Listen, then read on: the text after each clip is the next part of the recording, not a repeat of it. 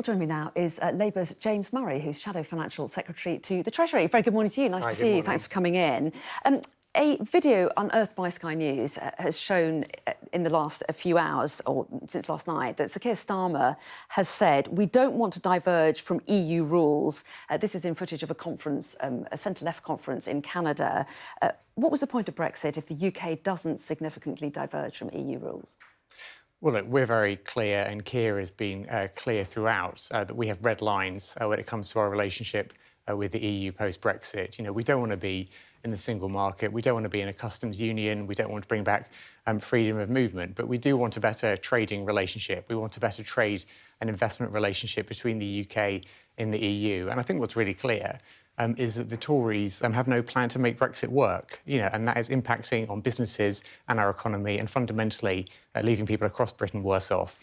But a lot of people will ask, how can Britain maximise the advantages of Brexit if we don't significantly diverge from their rules, from EU rules? Well, look, there will clearly be ways in which we do diverge in terms of striking our own trade deals with other countries and so on. But the conversation that we're having today is focused on UK standards. And, I think what Keir was saying is that we have no interest in weakening or watering down UK standards when it comes to things like food standards, consumer protection, workers' rights, and so on. That's really important to protect those standards for the UK.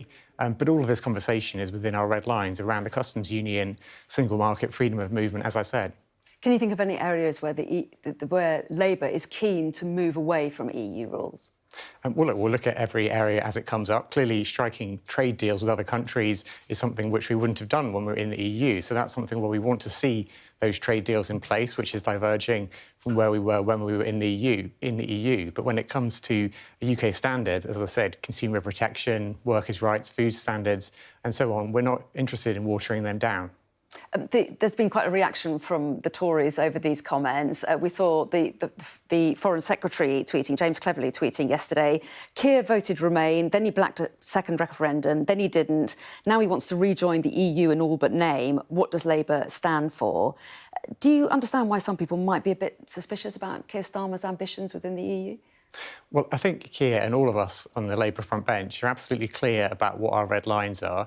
Not going back into the EU, not going back in a single market, customs union, not coming back to freedom of movement. And actually, I think some of the language from the Conservatives, frankly, is an attempt to distract from the fact that they have no plan to make Brexit work.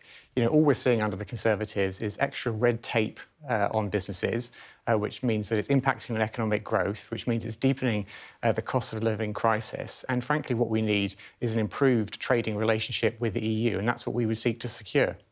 I want to ask you about your plans that you're announcing today concerning the OBR. You're saying that you'll legislate to guarantee that any significant tax moves or spending moves will get this independent forecast by the OBR. Why is it necessary to legislate on an issue like that? Is this just gesture politics? Look, it's absolutely crucial to legislate because we all remember what happened a year ago.